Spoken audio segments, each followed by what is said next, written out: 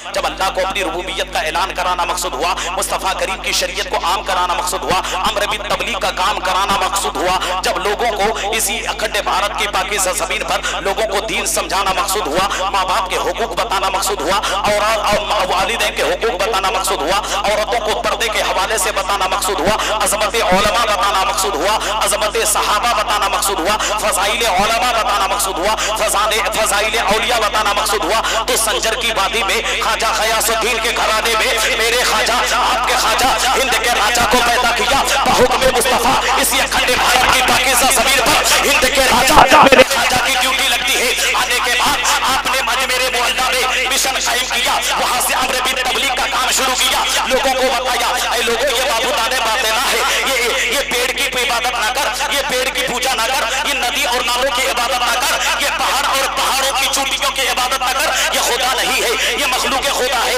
लोगों को बताया ये माबूदाने बातें ना है, बल्कि उस रब की इबादत कर जिसने दरख्त को पैदा किया है, जिसने चांद सूरज को पैदा किया है, जिसने जमीन की तख्लीक की है, जिसने आसमान को पैदा किया है, जिसने तुझे पैदा किया है, जिसने मुझे पैदा किया है, उस रब की इबादत कर। लोगों को समझाया, लोगों को बताया, मुस्तफ़ा की शान बताया, अज़मत सहाबा बताया, लोगों को नमाज के तरीके बताया, लोगों को हज और ज़कात के मसाइल बताया। लेकिन जब नमाज का वक्त करीब आया तो मेरे ख्वाजा आपके ख्वाजा हिंद के राजा अपने खलीफे अव्वल अपने मुरीद अव्वल हजरत ख्वाजा बख्तियार काकी से कहते बेटा नमाज का वक्त करीब हो गया, ये कटोरा है बेटा पानी लेकर के जाओ। जब हजरत ख्वाजा बख्तियार काकी कटोरा लेकर के अन्ना सागर के पास गए तो फिर पृथ्वीराज चौहान के मानने वाले उनके गुलाम पूरे सागर को घेरे हुए थे, पूरे सागर में ड्यूटी कर रहे थे कि पूरे भारत के लोग पानी पिए, पूरे अजमेर के लोग पानी पिए, हत्ता के अजमेर का जानवर पानी पिए, लेकिन इस बाबा को पानी नहीं दिया जाएगा। ये ड्यूटी लगा दी गई। कहा सरकार गरीब नवाज के इस मुरीद ने कि भैया ऐसा है थोड़ा पानी दे दो। फिर पृथ्वीराज चौहान के मानने वालों ने कहा सुनो पूरे अजमेर के लोग पानी पिएंगे, पूरे भारत के लोग पानी पिएंगे, मगर इस बाबा को नहीं मिलेगा। आ गए वापस, कहने लगे सरकार फिर पृथ्वीराज चौहान के गुलाम कहते हैं पूरे इंडिया के लोग पानी पिएंगे, पूरे भारत के लोग पानी पिएंगे, हत्ता के अजमेर का जानवर भी पानी पिएगा, मगर आपको पानी देने से रोक दिया गया, आपको पानी नहीं दिया जाएगा। तब अजमेर के ख्वाजा हिंद के राजा चलान में आ जाते हैं, इरशाद फरमाते हैं ए बेटा सुन ले, ये जमीन किसी के बाप की नहीं है, ये जमीन तो रब करीम की है। रब की अता से पूरी जमीन के मालिक मेरे आका मुस्तफा करीम है और मेरे आका ने अखंड भारत की जमीन की तबलीग के लिए मुझे मामूर किया है। बेटा आप सुनो, इन गद्दारों से नहीं कहना बल्कि बेजान पानी से कहना, जिसके पास बोलने का माता नहीं है, जिसके पास जबान नहीं है, जिसके पास हाथ नहीं है, जिसके पास पाँव नहीं है, उस जबान से उस बेजान पानी से कहना वो बेजान पानी तू वफादार है। ये गद्दार थे करबल में करने वाले हुसैन का पोता गरीब नवाज बुलाता है, गौसुल आजम का भांजा बुलाता है। इतना कहना था पूरा बेजान पानी, अरे पूरा सागर का पानी एक छोटे से कटोरे में समा जाता है। मोमिन दोनों में बैठे हुए मुसलमान भाई जरा बता, जब गरीब नवाज के हुक्म से पूरा सागर का पानी समा सकता है तो कयामत के दिन नबी की नबूवत वाली चादर में पूरी दुनिया के मुसलमान क्यों नहीं छुपेंगे।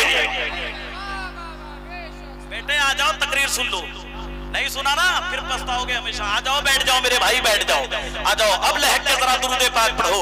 अल्लाहुम्मा सल्ली अला सय्यदिना व मौलाना मुहम्मदिन बारिक व सल्लिम सल्लू अलैहि सलातन व सलामन अलैका या रसूल अल्लाह सलातन व सलामन अलैका या हबीब अल्लाह सल्लल्लाहु तआला अलैहि वसल्लम। हजरत आप हजरात ने मुख्तलिफ मौज़ूआत पर हजरत मौलाना मुफ्ती मोहम्मद तंजीलुर रहमान से तकरीरें की। अजीज़ाने मिल्लत इस्लामिया, मैंने आज अपनी मौजू अपना टॉपिक सरकार गरीब नवाज की शान को बनाया है। महीने के इंतखाब किया, मैंने महीने का इंतखाब किया है चूंकि रजबुल मुरज्जब शरीफ का महीना है और कल मगरिब के बाद मेरे ख्वाजा की छठी लग जाएगी। अजीज़ाने मिल्लत इस्लामिया, आपको मैं कहना चाहता हूँ कौन मेरा ख्वाजा, कौन हिंद का राजा। पहचानो अपने ख्वाजा की शान, पहचानो अपने राजा की शान, अब पहचानो अपने राजा की शान। अरे मेरे हिंदल वली की शान तो जरा सुनो। अजमेर की पाकीज़ा ज़मीन है अजीज़ाने मिल्लत इस्लामिया, अजमेर की पाकीज़ा ज़मीन से मुत्तसिल एक गांव था और वहाँ एक गैर मुस्लिम रहा करता। गैर मुस्लिमों को पूरी बस्ती थी, गैर मुस्लिमों का पूरा मोहल्ला था। उस पूरे गैर मुस्लिम के मोहल्ले में सारे गैर मुस्लिम रहा करते थे। वही मुत्तसिल में एक मंदिर था और वहाँ का पुजारी यानी वहाँ उस बस्ती का जो पंडित था वो जाता था वहां पूजा कर ले। वो वहां का मंदिर का जो है वो उस मंदिर का पंडित था, वहां जाता था और पूजा करता था, दूध लेता था और मूर्ति पे जाके चढ़ाता था। एक दिन पंडित जी की बेटी कहती अब्बू आज मैं जाऊंगी। पंडित जी बोले बेटी तुम ना जाओ, मैं ही जाया करता हूँ, मैं ही जाया करता हूँ, मैं ही जाऊंगा। मगर पंडित जी की बेटी जिद करने लगी, कहा अब्बू आज मैं जाऊंगी। तो पंडित जी ने इजाजत दे दी। पंडित जी की बेटी गई और जाने के बाद मूर्ति से कहता है दूध पी ले, मूर्ति से कहता है दूध पी ले। बता यार उसके पास जबान नहीं है, कुव्वते गोयाई नहीं है, वो कहां से दूध पिएगा भाई बेजान, वो कहां से दूध पिएगा। तो उसने नहीं पिया। फिर दोबारा कहा पी ले, मेरा बाप पिलाता है, मेरा क्या जुर्म है, मेरा क्या कसूर है, मेरा क्या गुनाह है, मेरे हाथों से क्यों नहीं पीते हो। मगर बेजान मूर्ति से कहा आवाज आवे। लेकिन ये कहने लगी, अब इसने अपने धर्म का कसम उठाया, कहने लगा मूर्ति से कि अगर तूने मेरे हाथों से दूध ना पिया तो तेरे चरणों में जान दे दूंगी, तेरे कदमों में जान दे दूंगी। वहां से कोई आवाज नहीं आई। जब आवाज नहीं आई तो उससे अपने सर को टकराया, उसके सर से खून निकलने लगा। जब सर से खून निकलने लगा, उसी रास्ते से हिंद के राजा मेरे ख्वाजा का गुजर होता है। मेरे आका गरीब नवाज देखते हैं एक गैर मुस्लिम की बेटी मंदिर पे जाके माथा फटा रही है, माथा तोड़ रही है, माथे से खून का फव्वारा निकलता है। गरीब नवाज फरमाते बेटी क्या बात है, क्यों यहाँ पटक पटक के यहाँ सर क्यों पटका रही हो। ऐ बेटी तेरे यहाँ पेशानी से खून निकल रहा है।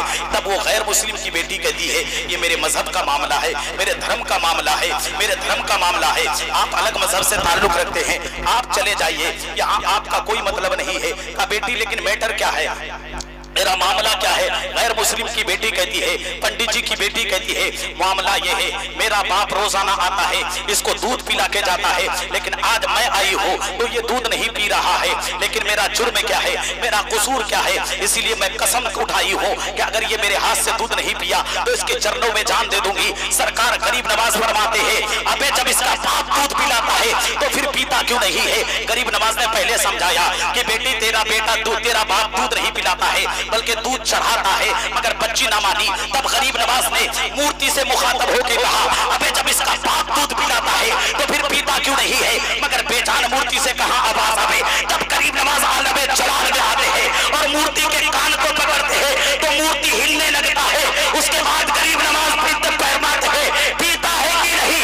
मूर्ति हाथ को बढ़ाता है, दूध का लुटिया लेता है, पीने लगता है। गोया ये अजमेर की वादी पे सवाल गरीब नवाज की है और फैजान अजमेर से नहीं बल्कि मदीने से मेरे मुस्तफा का होगा।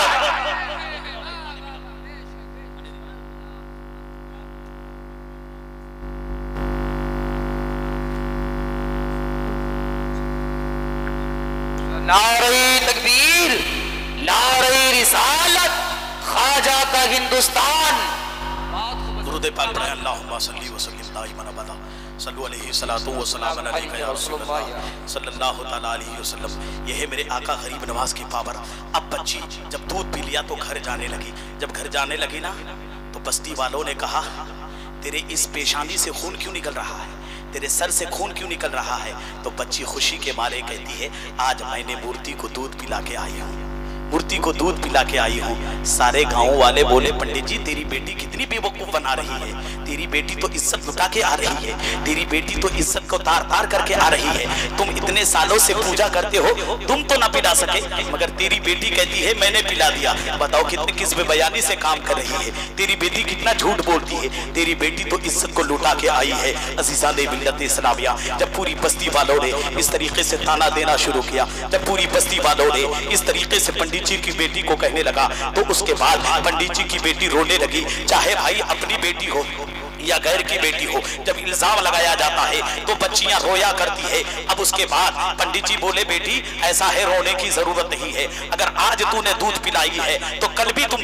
दूध पिला सकती हो। अगर आज दूध पिलाई हो तो कल भी तेरे अंदर इतना पावर है कि तुम दूध पिला सकती हो। सारे बस्ती वाले गए। कल जाने के बाद मंदिर में कहा बेटी दूध पिलाओ। मंदिर के पुजारी फिर उसी मंदिर में जाकर के उसी बुत से कहता है ले पी ले, वो तो गरीब नवाज थे मेरे जिसने पिलाया था। अब ये कहते कहता पी ले। मंदिर से फिर वो आवाज नहीं आती है, फिर उस मूर्ति से आवाज नहीं आती है, कहा पी ले, फिर कोई आवाज नहीं आती है। तब पंडित जी की बेटी बड़ी होशियार थी, कहने लगे वो पी ले वरना कल वाले बाबा को फिर बुलाऊंगी मैं। तो जब उस तरह से कहने लगा, गरीब नवाज का वसीला पेश किया, गरीब नवाज का वास्ता पेश किया, तो फिर उस मंदिर से उसी पूजा उसी मूर्ति का हाथ हिलने लगा और लूटिया को लेता है, पी लेता है। पूरे बस्ती वाले कहते हैं ए बेटी जरा बता तो सही, कल वाला वो बाबा कौन है जिसका वास्ता तूने पेश किया, जिसका वसीला तूने पेश किया।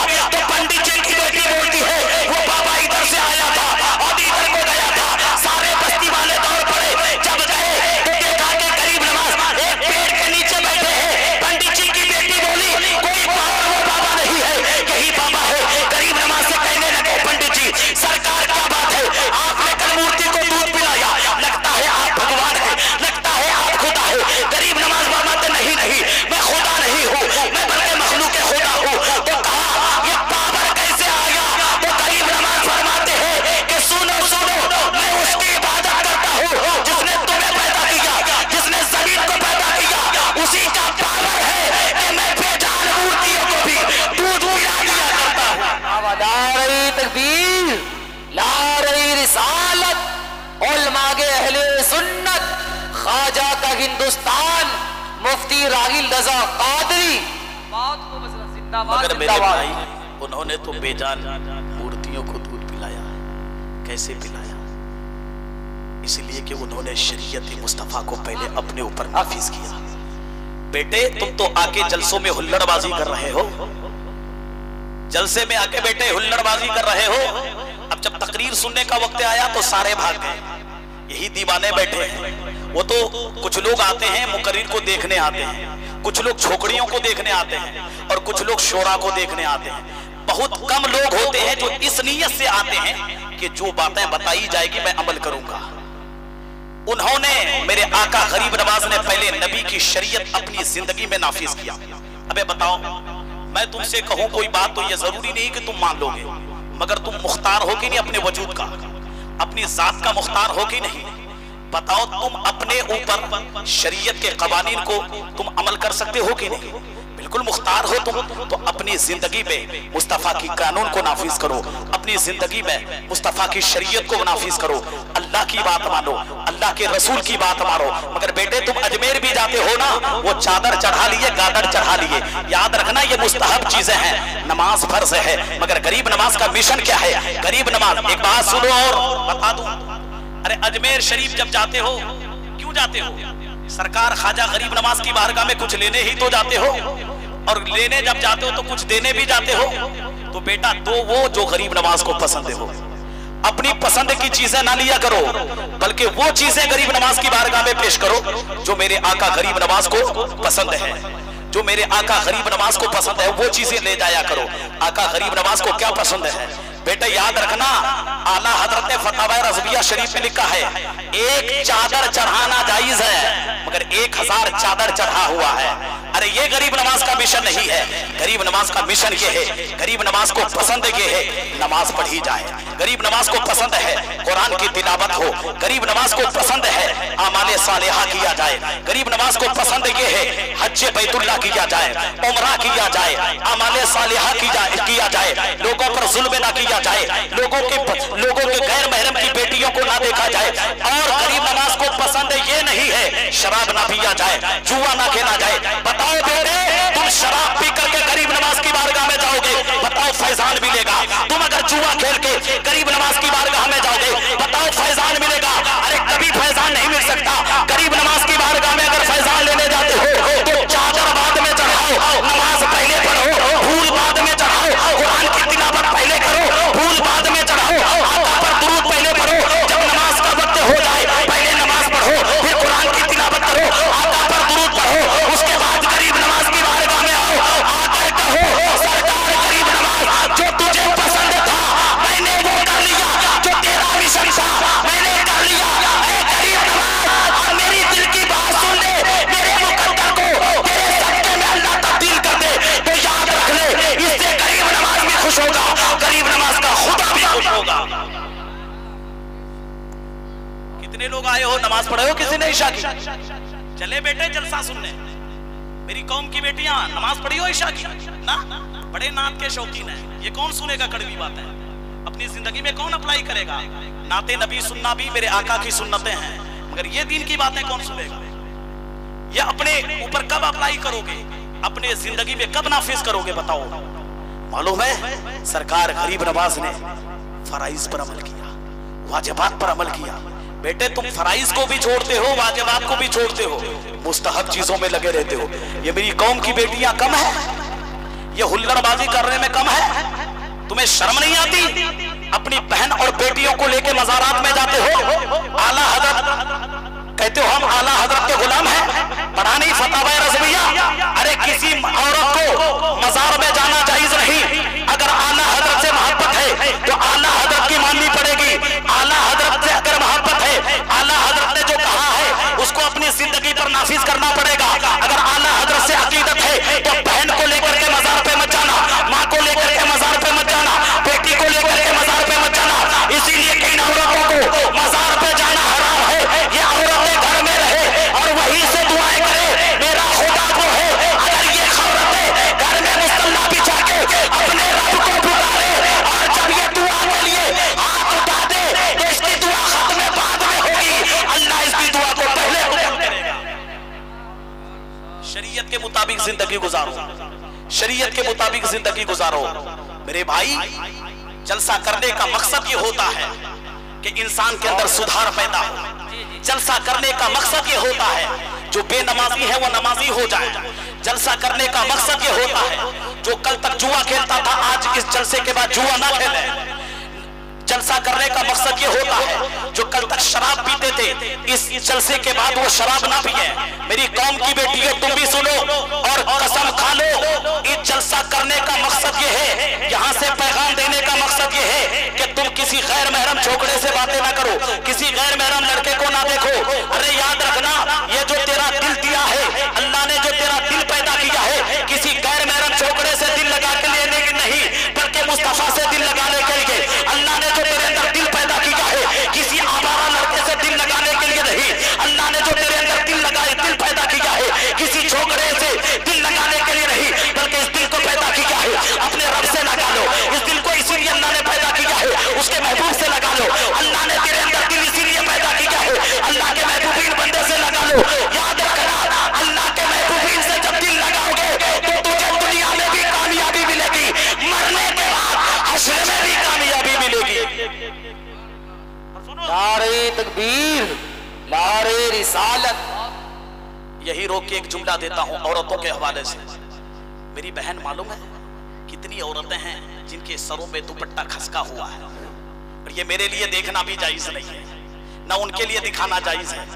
मेरी कौम की बेटियों याद रखना, मेरी कौम की बहनों याद रखना, पूरी हिंदुस्तान के अंदर सबसे बड़ी पढ़ी लिखी महिला, पढ़ी लिखी औरत का नाम मालूम है? इंदिरा गांधी था, जिसने लंदन की यूनिवर्सिटी में पढ़ी है। उसी लंदन के यूनिवर्सिटी में एक औरतों का एक सेमिनार कायम हुआ और उस सेमिनार का मौजू ये था पूरी दुनिया के अंदर सबसे हसीन औरत कौन है, सबसे बाअखलाक औरत कौन है जिसको अपना मॉडल बनाया जाए। तुम तो मॉडल इन हीरोइनों को बनाती हो, मगर वो गैर मुस्लिम इंदिरा गांधी एक लेटर अपने वालिद, इंदिरा के वालिद का नाम है चाचा नेहरू, ये भी सुन लो। तुम तो स्कूल के पढ़ के ये भी नहीं जानते, पता नहीं क्या पढ़ते हो। चाचा नेहरू एक लेटर लिखा, कहा अब्बू ये बताइए पूरी दुनिया के अंदर सबसे हसीन औरत का नाम क्या है। तो यहाँ से लेटर लिखता है वो, कहता बेटी मेरे मुताले के मुताबिक मैंने जो मुताला किया है पूरी दुनिया की औरतों का, उन औरतों में एक औरत है मुस्तफा करीम की बेटी, नाम है फातिमा ज़हरा। उसने कहा अब्बू वो कैसे? अब सुनो, एक गैर मुस्लिम चाचा नेहरू अपनी बेटी को कहता है बेटी वो इस तौर पर कि जब मैं फातिमा की जिंदगी को पढ़ता हूँ तो फातिमा को देखता हूँ कि वो किसी की बेटी है तो लाजवाब है, इसलिए कि बाप चाहता है मेरी बेटी लाजवाब हो, शौहर चाहता है मेरी बीवी लाजवाब हो, माँ चाहता बेटा चाहता है मेरी माँ लाजवाब हो। जब इस मुद्दे पर मेरी नजर पड़ती है, मैं फातिमा की जिंदगी को जब पढ़ता हूँ तो फातिमा को जब देखता हूँ तो वो बेटी की सूरत में मुस्तफा की बेटी ऐसी है जो किसी बेटी का जवाब, मुस्तफा की ऐसी बेटी है जिसका कोई जवाब नहीं। जब उसको बीवी की सूरत में देखता हूँ तो अली के मुर्तज़ा की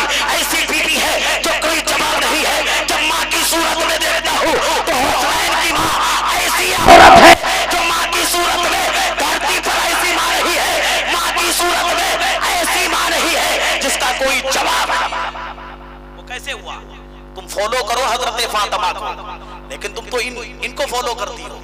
और सुनो, मेरे आका की अंजुमन लगी है, सहाबा की अंजुमन लगी है। मेरे आका ने इरशाद फरमाया, ए सहाबा सुनो सुनो, ए मेरे सहाबा जरा तुम लोग बताओ सबसे अच्छी औरत कौन है? सहाबा ने कहा आका जो औरत नमाज पढ़े वो सबसे अच्छी है। मेरे आका ने फरमाया हाँ हाँ वो अच्छी औरत है, मगर मेरा मतलब ये नहीं है। फिर एक सहाबी खड़े हुए, कहा आका जिसने हज किया वो सबसे अच्छी औरत है। मेरे आका ने फरमाया हाँ हाँ वो अच्छी औरत है, मगर मेरा मतलब ये नहीं है। हजरत अली फरमाते हैं मैं पीछे था, मैं पीछे से खसक करके हजरत फातिमा के पास गया। मैं जाकर कहा फातिमा आज तेरे अब्बू ने, मेरे आका ने एक सवाल किया है, लेकिन सहाबा जवाब देते हैं आका जवाब से मुतमईन नहीं है। हजरत फातिमा कहते हैं बोलो मेरे अब्बू ने क्या जवाब, मेरे आका ने क्या सवाल किया है? तो हजरत अली फरमाते हैं आका ने सवाल किया है कि सबसे अच्छी औरत कौन है? हजरत फातिमा मुस्कुराती है, कहो जरा सुभान अल्लाह, बोलो जोर से सुभान अल्लाह। हजरत फातिमा मुस्कुराती है, कहते जवाब बहुत आसान है। हजरत अली कहते क्या जवाब है? तो हजरत फातिमा कहती है सबसे अच्छी औरत वो है जिसने किसी गैर महरम को ना देखा और जिसको किसी गैर महरम ने नहीं देखा हो, वो सबसे अच्छी औरत है। ऐ मेरी कौम की बेटियों सुनो, तुम रोड पे चलती हो तो गैर महरम को देखती हो, तुम जब बाजारों में जाती हो तो गैर महरम को देखती हो, होटलों में जाती हो तो गैर महरम को देखती हो, हत्ता के जब तुम दीनी मजलिसों में भी आती हो तो गैर महरम लड़कों को देखती हो, जलसों में जाती हो तो गैर महरम मर्दों को देखती हो। मगर वो नबी की बेटी थी जिसके चेहरे को कोई गैर महरम ने नहीं देखा, और वो नबी की बेटी थी जिसने किसी गैर महरम को नहीं देखा। और सुनो बेटे, कयामत के दिन तेरी भी बहुत पिटाई होगी, इसलिए कि हर बाप जिम्मेदार है, हर भाई जिम्मेदार है, हर बाप घर का मुखिया है, हर भाई घर का मुखिया है, हर बड़ा घर का मुखिया है अपने से नीचे वालों का। सुनो, आका कहते हैं कुल्लुकुम राइन व कुल्लुकुम मसूलुन अन रायतिही। क्या मतलब? अपने से नीचे वाले का हर एक मुखिया है। बेटे तुम नमाजी बन जाओ, ये बहुत बड़ी बात है, मगर ऐसा नहीं कि तुझसे कयामत के दिन सवाल नहीं होगा। कयामत के दिन तेरे मातहत वालों के मुतालिक तुझसे सवाल होगा। बेटे तुम तो नमाजी थे, तुम तो हाजी थे, मगर बता तेरी मौजूदगी में तेरी बेटी क्यों बिगड़ी? कयामत के दिन सवाल होगा। अरे तुम तो घर के बड़े भाई थे, मगर बता तेरी मौजूदगी में तेरी बहन क्यों भाग गई दूसरे के साथ? कयामत के दिन तुझसे सवाल होगा, कयामत के दिन तुझसे सवाल होगा। तू घर का सरपरस्त था, तेरी बेटी कैसे बिगड़ गई, तेरी माँ कैसे बिगड़ गई? तो इसीलिए ऐ मर्दों तुम जिम्मेदार हो। जब तेरी बेटी जलसा सुनने जाए, अगर बगैर हिजाब के जाए तो तुम कहो तुझे जलसे में नहीं जाना है, तुझे जलसा सुनने नहीं जाना है। वो जब सवाल करे क्यों नहीं जाना है तो तुम कहो अगर तुम फातिमा की कनीज बनने के इरादे से जाती तो तेरे सर पे हिजाब होता, तू पर्दे में जाती। पता चला तू आवारगी करने जा रही है, तू घूमने जाती है, लगता है किसी को देखने जाती है, बल्कि जलसे का मकसद ये होना चाहिए ऐ मेरी कौम की बेटियों तुम आती हो तो रोड पे जब तुम चलो तो दुनिया ये ना कहे गुना की बेटी जा रही है, बल्कि तेरा चलन देख करके कहते मुस्तफा की बेटी फातिमा की कनीज जा रही है। जब तुम काले जाओ तेरा हिजाब देख के कहे मोमिन की बेटी जाती है, जब तू रोड पे चले तेरा चलन देख के दुनिया कहे गुना की बेटी नहीं मुस्तफा की आशिका जाती है। हर एक से सवाल होगा कयामत के दिन, बाप से भी होगा, बेटा से भी होगा, दादा से भी होगा, परदादा से भी होगा। अल्लाह पूछेगा भैया तू तो नमाजी था, मगर तेरा बेटा क्यों शराबी बना? तू तो नमाजी था, तेरी बेटी क्यों बिगड़ी? तू तो हाजी था, मगर तेरे मातहत पलने वाला बच्चा कैसे बिगड़ा? तू तो हाजी और नमाजी था, मगर तेरा बेटा शराब के अड्डों को कैसे आबाद किया? तू तो नमाजी और हाजी था, तेरा बेटा जुए के अड्डे को कैसे आबाद किया? कयामत के दिन सवाल होगा। बताओ रब की अदालत औज़मा में क्या जवाब दोगे? ऐ बाप, ऐ कौम के बाप तुमसे सवाल है मेरा। आज के बाद अपने बच्चों की तरबियत करना, आज के बाद अपने मातहत वालों की तरबियत करना।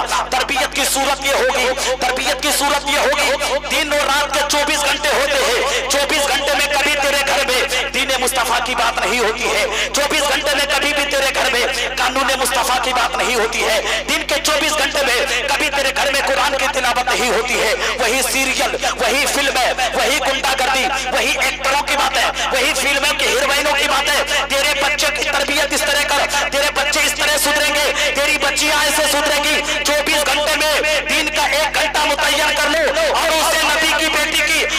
बच्चियों को आका की बेटी फातिमा की सीरत पढ़ाओ। तुम 1 महीना करना शुरू कर दो, 1 महीने के अंदर तेरी बेटी फातिमा की कलीस बन जाएगी। अब नारे तकबीर, नारे रिसालत, जिंदाबाद जिंदाबाद। इस तरीके से तरबियत कर रही है। घर में 1 घंटा मुतय्यन करो 24 घंटे में।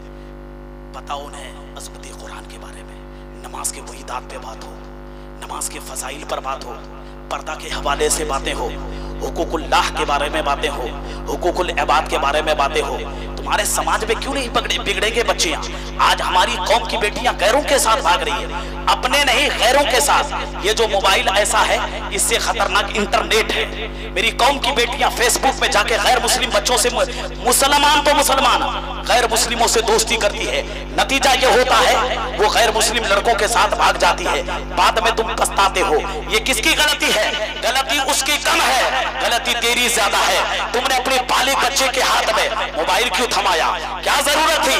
तुमने कभी देखा ये 12 बजे रात तक जाग के क्या कर रही है? तुमने कभी देखा कि मेरी बेटी 12 बजे रात तक किससे चीटिंग कर रही है? क्या तेरी जिम्मेदारी नहीं थी? अगर तुम बाप थे तो ये तेरी जिम्मेदारी थी। अगर आप भाई थे तो आपकी जिम्मेदारी थी कि मेरी बहन रात में जाग करके किससे बातें कर रही है, रात में जाग करके किससे चीटिंग कर रही है, तेरी जिम्मेदारी थी। और घर में बिठा दे और कहते बेटी ऐ बहन सुनो, अल्लाह ने जो तुझे पैदा किया है किसी गैर मुस्लिम से, किसी गैर महरम से बातें करने के लिए नहीं, बल्कि रब से बातें करने के लिए, मुस्तफा से बातें करने के लिए। जब तेरी बेटी या तेरा बेटा पूछे रब से कैसे बातें होगी, मुस्तफा से कैसे बातें होगी, तो अपने कौम के बेटों को भी कहो, अपने कौम की बेटियों को भी कहो, नमाज पढ़ो, चुपके चुपके रब से बात होगी। उसी नमाज के बाद नबी पर दरूद पढ़ो, चुपके चुपके नबी से बातें होगी। मगर ये तुम तो बात बताते नहीं। कयामत के दिन पकड़ नहीं होनी है, कयामत के दिन पकड़ होनी की नहीं। पढ़ो दुरूद पाक, अल्लाहुम्मा सल्ली अला सय्यदिना व मौलाना। मैं बड़ा वक्त का आदमी हूं, आधा घंटा हो गया, आधा घंटा हो गया। 5 से 7 मिनट में मेरी गुफ्तगू में समेट दूंगा। दुरूद पाक पढ़ें, अल्लाहुम्मा सल्ली अला सय्यदिना व मौलाना मुहम्मदिन बारिक वसल्लिम सल्लु अलैहि सलातु व सलामन अलैका या रसूलल्लाह सल्लल्लाहु तआला अलैहि वसल्लम। अज़ीज़ाने मिल्लत इस्लामिया, गरीब नमाज का पावर देखो। मेरी कौम के बेटियों तुम भी सुनो, मेरे कौम के भाइयों तुम भी सुनो। गरीब नमाज का जरा पावर तो देखो। गरीब नमाज आका जब आए इस अखंडे भारत की पाकीज़ा जमीन पर,